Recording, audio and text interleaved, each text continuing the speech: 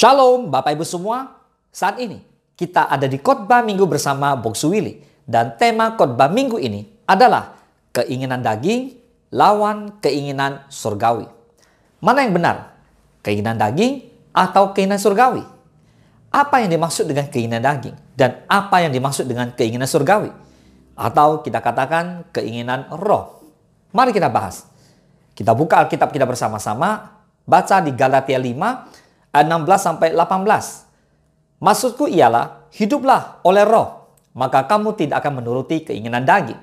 Sebab keinginan daging berlawanan dengan keinginan roh, dan keinginan roh berlawanan dengan keinginan daging. Karena keduanya bertentangan, sehingga kamu setiap kali tidak melakukan apa yang kamu kehendaki. Akan tetapi, jikalau kamu memberi dirimu dipimpin oleh roh, maka kamu tidak hidup di bawah hukum Taurat. Katakan amin. Saudara, manusia adalah makhluk roh yang mendiami tubuh dan memiliki jiwa. Di dalam jiwa manusia terdapat perasaan, emosi, dan keinginan atau kemauan dan kehendak. Nah, Paulus menjelaskan kepada jemaat di Galatia bahwa ada dua keinginan di dalam diri manusia yang saling bertentangan, yaitu keinginan daging dan keinginan surgawi atau roh. Mari kita bahas. Galatia 5 ayat 19-21. Perbuatan daging telah nyata, yaitu percabulan, kecemaran, hawa nafsu, penyembahan berhala, sihir, perseteruan, perselisihan, iri hati, amarah, kepentingan diri sendiri, percideraan, roh pemecah, kedengkian, kemabukan, pesta pora, dan sebagainya. Terhadap semuanya itu, kuperingatkan kamu, seperti yang telah kubuat dahulu, bahwa barang siapa melakukan hal-hal yang demikian, ia tidak akan mendapat bagian dalam kerajaan Allah. Jadi, yang namanya keinginan daging adalah percabulan, kecemaran, hawa nafsu, penyembahan berhala, sihir, perseteruan, perselisihan, iri hati, amarah, dan kepentingan diri sendiri, serta percideraan, roh pemecah, dan sebagainya. Lalu siapa yang melakukan perbuatan daging tidak akan mendapat bagian dalam kerajaan Allah. Itu jelas, karena Alkitab sudah menuliskan itu. So, keinginan roh sebaliknya dengan keinginan daging. Sudah harus tahu bahwa keinginan roh timbul akibat kehidupan rohani bersama Tuhan.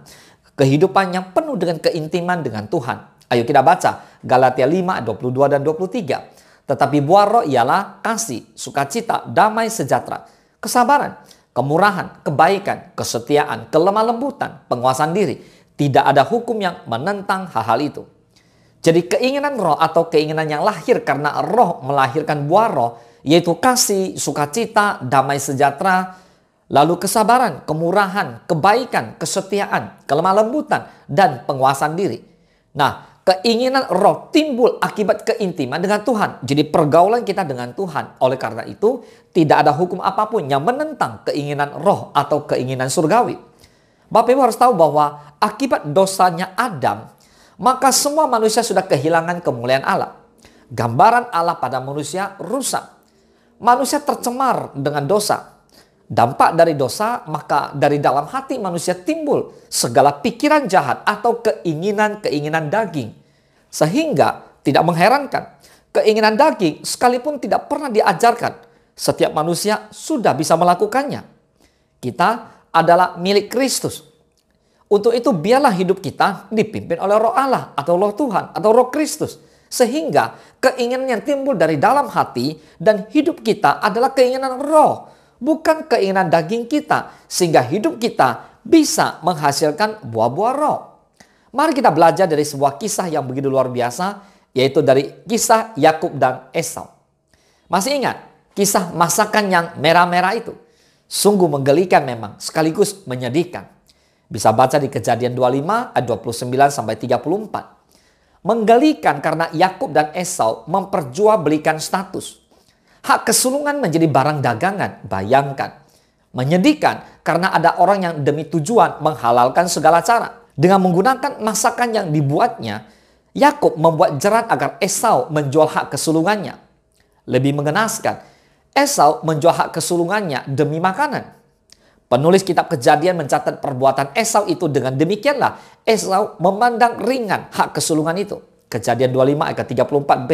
Yang namanya memandang ringan itu artinya menyepelekan. Nah, sekarang kita lihat Yakub juga turut bersalah dalam hal ini. Namun tindakan Esau tak dapat dibenarkan juga. Bagaimanapun, dia memandang sepele hak kesulungan yang melekat erat dalam hidupnya. Hanya demi urusan perut, Esau telah menjual dirinya. Kejadian 25 ayat ke-32, sahut Esau, "Sebentar lagi aku akan mati. Apakah gunanya bagiku hak kesulungan itu?" Perhatikanlah, Esau lebih menghargai masakan yang merah-merah ketimbang hak kesulungan. Esau tidak berpikir jauh ke depan. Pikirannya dibatasi kepentingan sesaat, yaitu lapar. Nah, memandang ringan hak kesulungan sejatinya menyepelekan Tuhan Sang Pemberi. Ingat baik-baik, Bapak Ibu semua, memandang ringan hak kesulungan sejatinya menyepelekan Tuhan Sang Pemberi. Memandang sepele diri demi sesuap nasi, sesungguhnya juga memandang sebelah mata kepada Tuhan Sang Pemberi hidup. Menyepelekan status diri tak beda dengan mengecilkan Tuhan Sang Pemberi. Nah, pertanyaannya sekarang, apakah status kita? Jawabnya tentu saja Kristen. Kristen artinya pengikut Kristus. Ya, itulah status kita. Anak-anak Tuhan, anak-anak raja, pengikut Kristus. Pertanyaannya, masihkah kita menghargai status tersebut? Kalau kita mengaku diri kita Kristen, jadilah pengikut Kristus yang sejati. Orang-orang yang mengikut teladan Kristus. So, jangan pernah jual kekristenan kita. Katakan amin. Bagaimana caranya? Ya, hiduplah menurut Roh. Hiduplah di dalam Roh Kudus. Hiduplah di dalam kepenuhan Roh. Makanya dalam suratnya kepada jemaat di Roma, Paulus menulis di Roma 8 ayat 5 dan 6. Sebab mereka yang hidup menurut daging memikirkan hal-hal yang dari daging. Mereka yang hidup menurut Roh memikirkan hal-hal yang dari Roh. Karena keinginan daging adalah maut, tetapi keinginan Roh adalah hidup dan damai sejahtera. Katakan amin. So, kematian dan kebangkitan Yesus Kristus membawa orang pada pilihan. Hidup menurut tabiat-tabiat daging atau hidup menurut Roh Allah. Karena Allah adalah pencipta, semestinya manusia mengambil sikap untuk hidup menurut Roh Allah. Hidup mengikuti Tuhan, hidup mengikuti Yesus. Hanya persoalannya, dosa tak mau lepaskan manusia. Dosa selalu memaksa manusia untuk hidup menurut tabiat daging. Caranya sederhana. Dosa mengelus-elus keakuan manusia. Keakuan itulah yang akhirnya membawa manusia untuk menjauh dari Allah. Dan menjauh dari Allah berarti menjauhi hidup dan mendekati maut. Selanjutnya, Paulus menyatakan bahwa seseorang dapat menyatakan hidup dalam Roh kalau Roh Allah tinggal di dalam dirinya. Dan itu berarti Roh Kudus, Roh Allah yang berkuasa dalam diri orang tersebut. Roma 8 ke 9, tetapi kamu tidak hidup dalam daging, melainkan dalam Roh. Jika memang Roh Allah diam di dalam kamu. Tetapi jika orang tidak memiliki Roh Kristus, ia bukan milik Kristus. Dalam Alkitab bahasa Indonesia masa kini tertera begini. Kalian hidup menurut Roh Allah. Kalau tentunya Roh Allah sungguh-sungguh memegang peranan di dalam dirimu. Roma 8 ayat 9 ya. Dengan kata lain, jika Roh Allah tidak sungguh-sungguh berperan, maka orang tersebut tidak bisa menyatakan bahwa Roh Allah tinggal di dalam dirinya. Alur berpikir yang sama yang dinyatakan oleh Rasul Paulus berkaitan dengan Roh Kristus dalam Alkitab bahasa Indonesia masa kini dinyatakan begini. Orang yang tidak mempunyai Roh Kristus, orang itu bukanlah kepunyaan Kristus. Roma 8 ayat 9 ya. Nah, memiliki Roh Kristus berarti bersedia dikuasai oleh Roh Kristus. Dan oleh karena itu, dia akan disebut kepunyaan Kristus. Memiliki Roh Kristus berarti juga dimiliki Kristus. Artinya, dirinya sungguh-sungguh dikuasai Kristus. Katakan amin. Jika tidak mau dikuasai oleh Roh Kristus atau memberi diri dikuasai oleh Roh Kristus, maka ia telah bertindak otonom. Dirinya lah yang menjadi pemimpin atas dirinya sendiri. Bayangkan. Dan itulah yang terjadi dengan Esau. Ia punya keinginan dan merasa nyaris mati karena keinginan itu. Pada titik ini, ia telah dikuasai dan bukan menguasai keinginan. Ia sudah menyepelekan Allah. Ketika menyepelekan Allah, Esau juga telah menyepelekan dirinya sendiri. Dalam hidup kita mungkin akan bertemu dengan sesuatu yang menarik, sejenis dengan masakan yang merah-merah. Itu bisa berarti harta, tahta, wanita bagi seorang pria. Lalu apa yang hendak kita lakukan? Menjual diri atau tetap menghargai status diri kita dengan menolak semuanya itu? Ingat, kita adalah anak-anak Tuhan. Kita adalah pengikut Kristus, murid Yesus yang sejati. Pada titik ini, agaknya kita perlu kembali menggaungkan kembali seruan Sang Guru. Siapa bertelinga, hendaklah ia mendengar. Mari kita bertanya dalam hati kita, demi kepentingan siapakah semua ini? Demi kepentingan Allah atau manusia? Mengapa Allah berfirman? Lalu buat siapakah semuanya itu?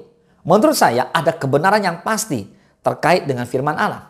Kebenaran itu adalah kita manusia penting di mata Tuhan. Kita ini sungguh penting di mata Allah. Sehingga Allah merasa perlu menyapa kita. Itu tak ubahnya dengan apa yang biasa dilakukan orang tua terhadap anaknya. Lihat, mengapa orang tua memberi nasihat kadang dengan agak keras kepada anaknya? Jawabannya, karena yang pertama, itulah anaknya. Sebaik-baiknya orang tua, kadar tegurannya kepada kita atau kepada saya, kepada Anda, saudara, pastilah berbeda dibandingkan dengan teman-teman saya. Lalu yang kedua, Allah ingin menyapa umatnya. Allah ingin bersekutu dengan manusia. Allah tidak ingin hidup sendirian. Dan kitalah yang disapanya. Dan sebenarnya kodrat manusia sebagai ciptaan Allah, yang dicipta menurut gambar dan rupa Allah, sejatinya juga bersekutu dengan Allah. Sebagaimana Allah, manusia pun tak ada yang suka dengan kesepian. Kalau saudara merasa kesepian, percayalah ada pribadi Allah sendiri yang siap menemani. Dan yang ketiga, sejatinya Allah ingin mempercayakan firman-Nya kepada kita. Perhatikan perumpamaan penabur. Penabur mempercayakan benih terbaiknya kepada tanah. Jadi saudara dan saya adalah pribadi-pribadi kepercayaan. Untuk apa? Untuk mengelola kehidupan ini. Nah, pada titik ini kita perlu bertanya dari perumpamaan tentang tanah. Dari keempat jenis tanah, kita termasuk jenis tanah yang mana? Apakah yang pertama, yang tidak peduli? Atau yang kedua, yang antusias itu? Namun tidak berakar, lalu mati. Yang ketiga, mengerti tapi meragukannya. Atau yang keempat, orang yang mengerti dan menerimanya dalam hatinya. Jawabannya, dugaan saya adalah bisa jadi kita pernah mengalami keempat kondisi ini. Nah, kesulitan hidup seringkali membuat kita mengabaikannya. Atau semangat di awal, namun tidak mengerti, atau mengerti tetapi malah meragukannya. Nah, di titik ini agaknya kita harus jujur dan terbuka. Jika kita memang tidak mengerti, ya bertanyalah, klarifikasi dan mohon pengertian. Kalau nggak paham, bertanyalah. Kita bisa belajar dari Maria, ibunda Yesus dalam hal ini. Alkitab menyatakan bahwa Maria menyimpan semua perkara itu dalam hatinya. Artinya, jika tak mengerti atau tidak paham, ya simpan dahulu. Jangan langsung dibuang. So, siapa bertelinga, hendaklah ia mendengar. Katakan amin. Mari Bapak Ibu semua, sebagai anak-anak Tuhan, kita harus lebih menuruti roh Tuhan, roh Allah, roh kudus, daripada menuruti keinginan daging kita sendiri. Apa yang kita lakukan dengan daging adalah dosa. Upah dosa ialah maut. Tapi apa yang kita tabur dalam roh, kita akan menuai hidup yang kekal, yaitu surga bersama dengan Bapa selama-lamanya. Mari kita bersatu dalam doa. Bapa di dalam surga, hari ini kami belajar tentang perbedaan antara keinginan daging dengan keinginan roh. Bapa, kami berdoa bila lewat firman Tuhan ini Engkau memberkati segenap umat Tuhan untuk belajar memahami bahwa kita adalah anak-anak Tuhan, anak-anak Raja. Menaburlah dalam roh, hiduplah dalam roh, hiduplah dalam buah-buah roh, sehingga kehidupan kami adalah kehidupan yang berkenan kepada Tuhan. Bapa, terima kasih Engkau berkati setiap umat Tuhan yang mengikuti khotbah minggu ini. Terpujilah nama Tuhan. Hanya di dalam nama Tuhan Yesus kami berdoa dan kami mengucap syukur. Haleluya. Mari Bapak Ibu semua yang diberkati oleh firman Tuhan, bersama-sama kita katakan amin. Selamat hari Minggu, Tuhan Yesus memberkati.